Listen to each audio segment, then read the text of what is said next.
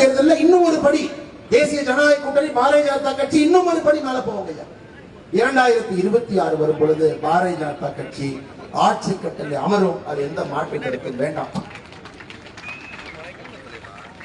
அது மட்டுமில்லை அன்பு சகோதர சகோதரிகளே, பாரதிய ஜனதா கட்சியினுடைய தொண்டனுடைய அடிப்படை ரத்தம் என்பது திராவிட கட்சிகள் வேண்டாம் என்பது நம்முடைய அடிப்படை ரத்தம். நமக்கு ஓடக்கூடிய ரத்தம்.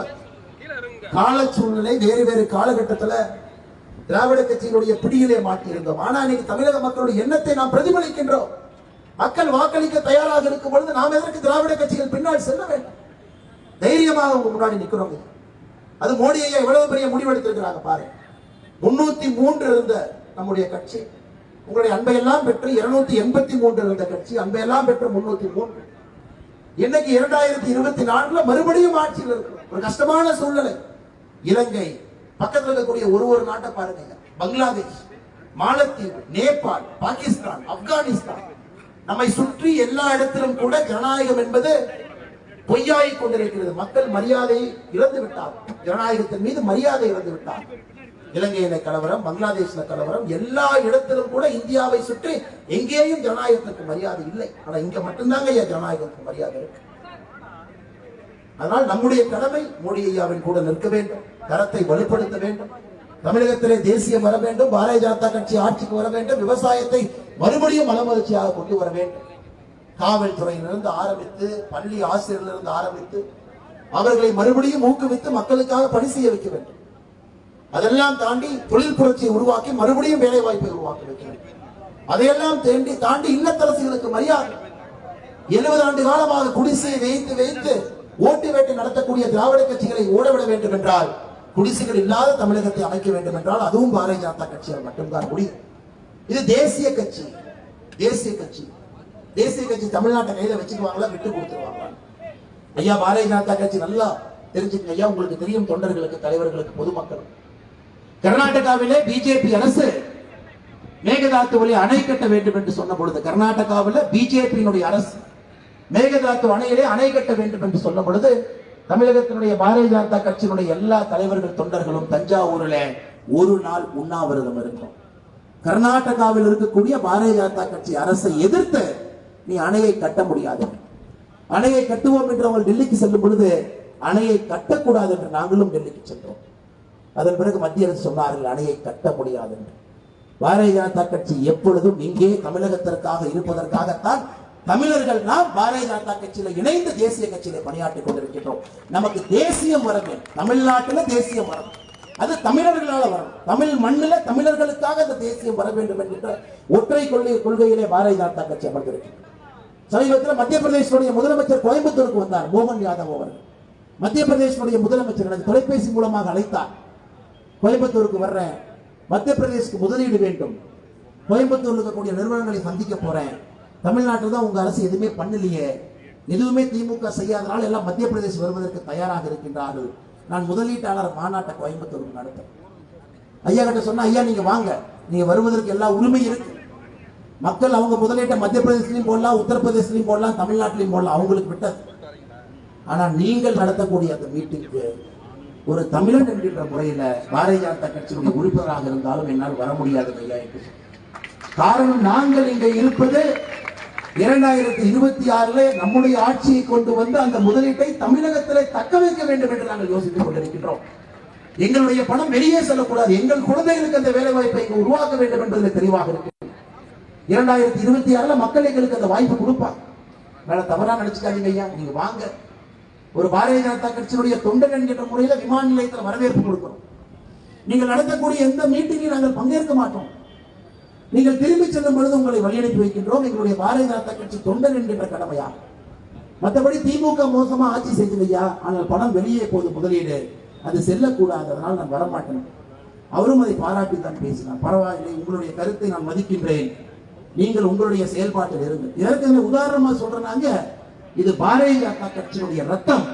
முதலிலே தமிழ்நாடு, அப்படித்தான் நம்ம யோசிப்பது. நம்முடைய நாடு நன்றாக இருக்க வேண்டும், நம்முடைய மக்கள் நன்றாக இருக்க வேண்டும் என்பதற்காகத்தான் நம்ம எல்லாம் உட்கார்ந்து. இது காங்கிரஸை போல ஒரு தேசிய கட்சி இல்லை. டெல்லியிலிருந்து சொல்வதையெல்லாம் அப்படியே கை கட்டி செல்வ பெருந்தகை கேட்பார், அந்த மாதிரி கிடையாது. காங்கிரஸ் தலைவர்கள் கேட்பாங்க, இல்ல பாரதிய ஜனதா கட்சி பேசும் தமிழகத்திற்கு எது நல்லது என்பதை எப்பொழுதும் பேசி செய்து காட்டியிருக்கின்றோம். கர்நாடகால காங்கிரஸ்கார மேகதாத்தூர் அணை கட்டுவேன் என்று சொல்லும் பொழுது தமிழகத்தில் இருக்கக்கூடிய காங்கிரஸ் அதை பற்றி ஒரு வார்த்தை பேசாமல் இருக்கிறார். இது போன்ற தேசிய கட்சிகளால் தான் பாரதிய ஜனதா கட்சியை போன்ற ஒரு தேசிய கட்சிக்கு தமிழகத்தில் அவமானம் நடந்து கொண்டிருக்கிறது. இந்திய தெரிச்சாங்க, ஆர்டிகல் 356 பயன்படுத்தி மாநில ஆட்சிகளை பிரிச்சு எரிச்சாங்க. 91 முறை காங்கிரஸ் கட்சி, 50 முறைக்கு மேல இந்திரா காந்தி அம்மையார் மட்டுமே 356 பயன்படுத்தினார். மாநிலங்களுக்கு எந்த விதமான மரியாதையும் இல்லை, மொழிகளுக்கு மரியாதை. இங்க சௌராஷ்டிரா சமுதாயம் எவ்வளவு பெரிய சமுதாயம் இருக்கிறது. வரும்பொழுது டிஎம்எஸ் ஐயாவுக்கு மரியாதை செய்துவிட்டு வந்தேன். 1200 ஆண்டுகளுக்கு பிறகு முதலாக பாரத பிரதமர் நரேந்திர மோடி அவர்கள் உங்களுக்காக சௌராஷ்டிரா தமிழ் சங்கமம் நடத்தி காட்டியிருக்கிறார். 1200 ஆண்டுகளுக்கு பிறகு சௌராஷ்டிரா சமுதாயம் 2 முறை சௌராஷ்டிரா பகுதியிலிருந்து தமிழகத்தை நோக்கி வர ஆரம்பித்தார். 1200 ஆண்டுகளுக்கு முன்பு ஒரு முறை, 800 ஆண்டுகளுக்கு முன்பு ஒரு முறை, 2 முறை நீங்க குடிபெயர்ந்து வந்தேன். அங்க இருக்கக்கூடிய படையெடுத்துக் கொண்டு யார் வந்து உங்களை துன்புறுவதற்கு வருகின்றார்களோ அவர்களும் தப்பிக்க வேண்டும் என்பதற்காக இன்னைக்கு அதே குஜராத் மண்ணை சார்ந்த நரேந்திர மோடி அவர்கள் சௌராஷ்டிரா சங்கமம் நடத்தவில்லை, சௌராஷ்டிரா தமிழ் சங்கமம் நடத்தி நமக்கு பெருமை தேடி கொடுத்திருக்கிறார். இது பாரதிய ஜனதா கட்சி ஒரு தேசிய கட்சி, மாநிலத்தை முதன்மையாக வைத்து ஆட்சி நடத்த முடியும் என்கின்ற இலக்கணம் கடந்த 10 ஆண்டுகளாக தேசிய ஜனநாயக கூட்டம் நாம் காட்டியிருக்கிறோம். எதிர்கட்சியாக இருந்தாலும் உங்கள் தலைவருக்கு மரியாதை கொடுக்க வேண்டும் என்றால் பாரதிய ஜனதா கட்சி அது செய்யும். 2017 புரட்சி தலைவர் டாக்டர் எம்ஜிஆர் அவர்களுக்கு செய்தோம். 2024 கலைஞர் கருணாநிதி அவர்களுக்கு செய்திருக்கிறோம். கூட்டத்தில் இருக்க வேண்டும் என்கின்ற அவசியம் இல்லை. இதெல்லாம் இங்க இருக்கக்கூடிய கிழக்கு தவளைகள் புரிந்து கொள்வதற்கு சிறிது நேரமாகும். எதற்காக இந்த கட்சி இப்படி இருக்கு, ஏன் இப்படி யோசிக்கிறாங்க? தமிழகத்தினுடைய கலாச்சாரத்தை எங்கேயும் விட்டுக் கொடுக்கவில்லை. செங்கோலை தூக்கி சென்று பாராளுமன்றத்தினுடைய மைய கட்டிடத்தில் வைத்திருக்கு. மதுரை ஆதீனமும் போயிட்டு வந்தாங்க. கடந்த 10 ஆண்டுகளில் தமிழ் கலாச்சாரத்திற்கு கிடைத்திருக்கக்கூடிய மரியாதை இந்தியாவில் இருக்கக்கூடிய எந்த கலாச்சாரத்திற்கும் இவ்வளவு பெரிய மரியாதை 10 ஆண்டுகளை கிடைக்கிறீங்க. இதை விட எப்படி சாட்சி வேண்டும்? பாரதிய ஜனதா கட்சி தமிழனை, தமிழகத்தை முதன்மைப்படுத்தி டெல்லியிலே ஆட்சி செய்து கொண்டிருக்கிறது என்பதற்கு இதை விட பெரிய சாட்சி என்ன வேண்டும்? ஸ்டாலின் ஐயா சொல்லுவாங்க, ஐயோ ரயில்வே பட்ஜெட்ல எங்களுக்கு வந்து பணமே கொடுக்கல அப்படின்னு போடுவார். மத்திய அரசு வந்து தமிழ்நாட்டை புறக்கணிச்சிருச்சு, அவங்க ரயில்வேக்கு பட்ஜெட்டே கொடுக்கணும். ஒரே ஒரு விஷயத்தை மட்டும் உங்களுக்கு முன்னால் வைக்கிறேன். அருப்புக்கோட்டை வழியாக மதுரை தூத்துக்குடி 143 கிலோமீட்டர் புதிய பாதைக்கு மத்திய அரசு பணம் கொடுக்கிறது. இந்த திட்டத்தை நிறைவேற்ற வேண்டும் என்றால் 870 ஹெக்டேர் நிலம் தேவை. இதுவரை தமிழக அரசு கொடுத்திருக்கக்கூடிய நிலமே 74 ஹெக்டேர். எந்த திட்டத்துக்கும் பணத்தை கொடுக்க மாட்டீங்க, எந்த திட்டத்துக்கும் நிலத்தை கொடுக்க மாட்டீங்க. நேஷனல் ஹைவே போட வேண்டும் என்றால் ஜல்லி கொடுக்க மாட்டீங்க. ஆனா முதலமைச்சர் தைரியமாக மத்திய அரசு கடிதம் எழுதுவார், ரயில்வேக்கு பணம் வரும், நிலத்தை கொடுத்தா தாங்க ஐயா பணம் பட்ஜெட்ல வரும், ஜல்லியும் கல்லு கொடுத்தா தாங்க ஐயா நேஷனல் ஹைவேக்கு பணம் வரும். மதுரை எய்ம்ஸ் எவ்வளவு பெரிய திட்டம், நல்லா யோசிச்சு பாருங்க. பொன் ராதாகிருஷ்ணன் அவர்கள் அமைச்சராக இருக்கிறார். இந்த உண்மையை இந்த மேடையில் நான் சொல்ல வேண்டும். மதுரை மக்கள் நீங்கள் புரிந்து கொள்ள வேண்டும். எய்ம்ஸ் மதுரை ஆரம்பத்திலே மதுரைக்கு வருகின்ற திட்டம் கிடையாது. தமிழகத்தினுடைய முதலமைச்சர் ஒரு பக்கம் விருப்பப்பட்டார், இன்னொரு பக்கம் எய்ம்ஸ் வேண்டும் என்று நினைத்தார். ஒரு பெரிய படை எய்ம்ஸ் இன்னொரு பக்கம் கொண்டு போக நினைச்சார். பிரதமருடைய விருப்பம் மதுரைக்கு எய்ம்ஸ் வர வேண்டும் என்பது பிரதமர் எடுத்த முடிவு. இதை நான் பாரதிய ஜனதா கட்சியினுடைய தலைவனாக இன்னைக்கு நான் ஓப்பனாவே சொல்றேன். எய்ம்ஸ் வர வேண்டும் என்று தமிழகத்தினுடைய முதலமைச்சர் நினைக்கவில்லை. அவர்கள் கொடுத்த கோப்பிலே வேறு பக்கம் எய்ம்ஸ் செல்ல வேண்டும். அந்த ஊர் நான் சொல்ல நாளைக்கு அதிமுக கார இல்லையுமா, அதுக்கப்புறம் எந்த ஊர் எந்த கோப்பை என்ன சொன்னாங்க, எந்த ஃபைல நாளைக்கு சொல்றாங்க, அந்த பஞ்சாயத்து நாளைக்கு வச்சுட்டோம். இது பாரத பிரதமர் நரேந்திர மோடி அவர்கள் எடுத்த தனிப்பட்ட முடிவு மதுரைக்கு எய்ம்ஸ் கொடுக்கணும். காரணம், மதுரை மாநகரத்தினுடைய வளர்ச்சி மிக முக்கியம் என்பதை நம்பினார். மறுபடியும் இளம் இடத்த மதுரை பிடிக்கும். அதனால இந்த எய்ம்ஸ் சாதாரணமா ஒரு 300 கோடி 250 கோடி எய்ம்ஸ் இல்லைங்க. எல்லா ஊர்லயும் 250 கோடிக்கு அந்த மாநிலத்தில் எய்ம்ஸ் கட்டினாங்க. இது மட்டும்தான் 1900 கோடி ரூபாய்க்கு. டெல்லியில் எப்படி எய்ம்ஸ் இருக்கோ இங்க அதே போல எய்ம்ஸ் வர வேண்டும் என்று நினைத்தார். முழு தென்னிந்தியாவுக்கு மதுரை எய்ம்ஸ் மையமாக இருக்க வேண்டும். டெல்லியை போல வட இந்தியாவுக்கு டெல்லி இருக்க வேண்டும். இவங்க என்ன பண்ணாங்க? நிலத்தை கொடுக்கல. நிலத்தை கொடுப்பதற்கு தாமதம் பண்ணாங்க. தெரியும் மத்திய அரசுடைய திட்டம்னா நிலத்தை கொடுக்காது, அதை ஜப்பு மாதிரி 2 வருஷம் கழிச்சு நிலத்தை கெட்ட பேரை ஏற்படுத்தி இது திராவிட கட்சிகள் 70 ஆண்டு காலமாக காலமாக செய்யக்கூடிய அரசியல். கொரோனா வந்துச்சு, பணம் கொடுக்க வேண்டிய ஜிக்கா அவங்க கேட்டாங்க 20% எய்ம்ஸ் முதலை உயர்ந்துருச்சு, எப்படி நாங்க பணம் கொடுப்போம்? நான் நிலம் கொடுக்காதனால. மத்திய அரசு சொன்னாங்க, ஜிக்கா ஜப்பான்ல இருக்கக்கூடிய ஒரு ஏஜென்சி, நீங்க வந்து ஸ்பாட் இன்ஸ்பெக்ஷன் பண்ணுங்க. கொரோனா ஒரு வருடம் வரமாட்டோம், ஒரு வருடம் கழிச்சு வரலாம். எந்த அக்கறையுமே மாநில அரசு எடுக்கல. நிலத்தை வேகமாக கொடுத்து எய்ம்ஸை கொண்டு வர வேண்டும் என்கின்ற அக்கறை இல்லை. காரணம், இது பிரதமர் அவர்கள் மதுரைக்கு கொடுக்க வேண்டும் என்று தனிப்பட்ட முடிவு பிரதமர் எடுத்தார். அதன் பிறகு ஜிக்காக்காரன் ஒரு வருஷம் வந்து கழிச்சு வந்து இன்ஸ்பெக்ஷன் பண்ணான். இன்னைக்கு நாங்கள் உறுதியாக சொல்லுகின்றோம், 2026 மேல எய்ம்ஸ் உங்கள் பயன்பாட்டுக்கு வந்துவிடும். அதுல பிரச்சனை என்ன தெரியுங்களா? திமுக தெளிவா இருக்கிறாங்க, 2026 எய்ம்ஸ் வரக்கூடாது, அந்த எலெக்ஷனும் எய்ம்ஸ் வரலின்னு வச்சு பிரச்சாரம் பண்ண.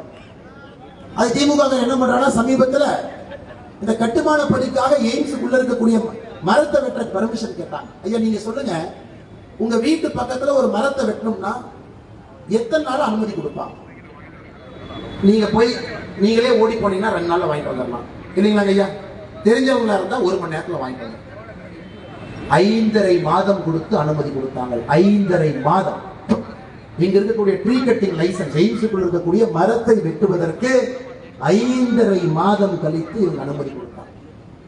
போராடி கொண்டிருக்கின்றோம் தனிப்பட்ட முறையில.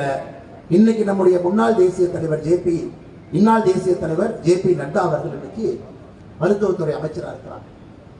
அண்ணன் ராமஸ்ரீனிவாசன் அவர்கள் வேட்பாளராக வரும் பொழுது அவங்க கேட்ட முதல் கேள்வி, ஐயா நான் மக்கள் முன்னாடி வேட்பாளராக தேதியை சொல்ல வேண்டும், இந்த தேதிக்கு மதுரை எய்ம்ஸ் மக்கள் பயன்பாட்டுக்கு வரும் என்கின்ற தேதியை சொல்ல வேண்டும் என்று கேட்கும் பொழுது நட்டா சொன்னாங்க, நான் செய்கின்ற முதல் வேலை இதுவாகத்தான் இருக்கும் என்று சொன்னார். இந்த கூட்டத்திற்கு வரும் பொழுது பேசணும், செய்யணும். பாராளுமன்றத்தில் எங்களுக்கு தமிழகத்தில் எது வருதோ இல்லையோ எய்ம்ஸ் வர வேண்டும் என்பதிலே தெல்ல தெளிவாக இருக்கின்றோம். ஒரு ப்ராஜெக்டை காட்டணுங்க ஐயா. 1900 கோடி ரூபாய்க்கு இவ்வளவு தடுத்தும், நிலத்தை கொடுக்கறத தடுத்தும், இவ்வளவு பிரச்சனை பண்ணியும், மர வெட்டுறதுக்கு லைசன்ஸ் கொடுக்காம இதெல்லாம் பண்ணிட்டு இங்க வந்து டிராமா பண்ணுவானுங்க. மத்திய அரசு ரொம்ப லேட்டா செயல்படுது. இவ்வளவு வேகமாக செயல்படக்கூடிய மோடி அரசு நீங்களே யோசிச்சு பாருங்க. 73 விமான நிலையம் இன்னைக்கு 151 கட்டி தள்ளுறாரு இந்தியா முழுவதும். தமிழ்நாட்டுல மட்டும் ஏங்க ஸ்லோவா போகுது? நீங்களே யோசிச்சு. அரசியல் இல்லையா? இந்தியா முழுவதும் வெஸ்ட் பெங்கால்ல வேகமா போகுது. மம்தா பானர்ஜியினுடைய மாநிலத்தில் மத்திய அரசுடைய திட்டம் வேகமா போகுது. எதிர்கட்சிகள் இருக்கக்கூடிய மாநிலத்தில் மத்திய அரசுடைய திட்டம் வேகமா போகுது. தமிழ்நாட்டிலே மட்டும் நீங்கள் ஏன் தாமதப்படுத்த வேண்டும்? காரணம், இதிலும் இந்த பொறுக்கித்தனமான அரசியல் செய்து கொண்டிருக்கிறார். காட்டக்கூடாது, மெதுவா வரணும், மதுரை மக்கள் கட்டணும். அதனால் உயிரை கொடுத்து உங்கள் முன்னால் நின்று கொண்டிருக்கின்றோம். 2026 மேல எய்ம்ஸ் நம்ம கொண்டு வந்து தீரணுங்க ஐயா, வேற வழி இல்லை. ஆனால் எங்களுக்கு நம்பிக்கை இருக்கு. நம்ம நிறைய சொல்லிட்டே போலாங்க. இவங்க சொல்ற பொய்க்கெல்லாம் பேச ஆரம்பிச்ச விடிய காலை வரைக்கும் பேச.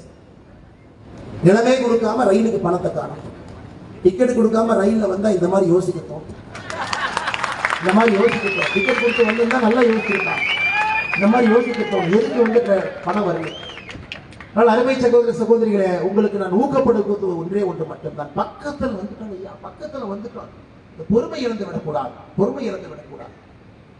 பக்கத்துல மக்கள் முதல்ல அப்படி பார்ப்பாங்க. சரிப்பா, இந்த கட்சிக்கு ஒரு 12% ஓட்டு கொடுத்து பார்ப்போம், இவன் என்ன ஒழுக்கமா வேலை செய்யறாங்க. பக்கத்திலே மக்கள் நம் பக்கம் திரும்பி பார்க்கும் பிறகு நம்முடைய வேகத்தை இன்னும் அதிகப்படுத்த வேண்டுமோ தவிர குறைக்க கூடாது. அதனால்தான் கிளை தலைவர்களை பரிவட்டம் கட்டி முன்னிலையில் அமர வைத்திருக்கின்றோம். இன்னைக்கு நீங்க 5வது கியருக்கு மாற்றம் வேகமா போங்க. 2026 நான் தெளிவாக சொல்லுகின்றேன், பாரதிய